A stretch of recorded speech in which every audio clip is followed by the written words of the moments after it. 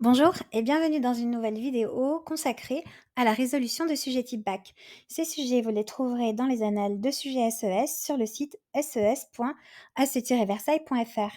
Aujourd'hui, nous traitons une partie 1 de l'épreuve composée sur le chapitre Comment lutter contre le chômage.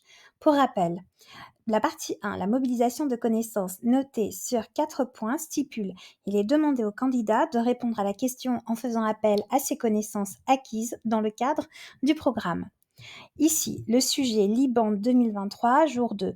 Montrer comment les politiques macroéconomiques de soutien de la demande globale peuvent permettre de lutter contre le chômage.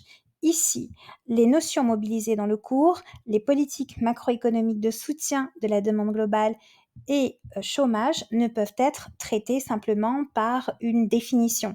Il s'agit de définir les notions, mais également d'expliciter les mécanismes et de donner, dans la mesure du possible, des exemples. Et voici une proposition de réponse. Les politiques macroéconomiques de soutien ou de relance de la demande permettent de réduire le chômage conjoncturel. Le chômage conjoncturel est un type de chômage qui résulte d'un ralentissement temporaire de l'activité économique, habituellement mesuré par le produit intérieur brut réel et ou des fluctuations, c'est-à-dire des variations du PIB réel sur le court terme. Ce chômage est notamment lié aux variations de la demande. La demande ou demande globale correspond à la demande agrégée qui s'adresse à l'économie. Elle comprend la consommation finale des ménages, consommation intermédiaire des unités de production et l'investissement des entreprises. John Maynard Keynes montre que contrairement à la théorie standard du marché concurrentiel, les entreprises peuvent avoir des problèmes de débouchés, c'est-à-dire des problèmes pour écouler leur production lorsque la demande est trop faible, pour leur permettre justement d'écouler cette production.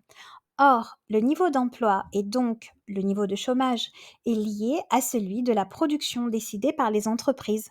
Plus on produit, plus on embauche.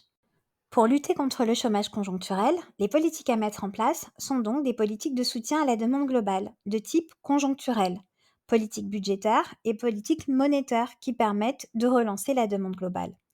La politique monétaire, d'abord, regroupe l'ensemble des actions visant à agir sur la situation économique par l'intermédiaire de la quantité de monnaie en circulation et ou du taux d'intérêt.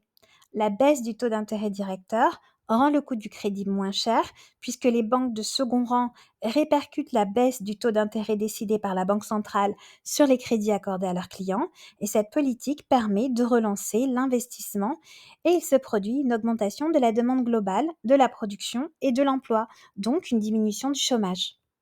Ensuite, la politique budgétaire regroupe l'ensemble des actions visant à agir sur la situation économique par l'intermédiaire du budget de l'État, qui comprend les recettes, c'est-à-dire les prélèvements obligatoires principalement, et les dépenses de l'État.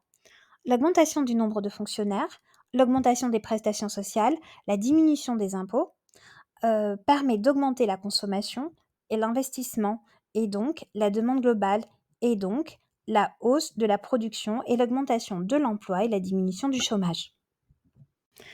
Cette vidéo est à présent terminée et je vous retrouve très bientôt pour un nouveau sujet bac. Au revoir.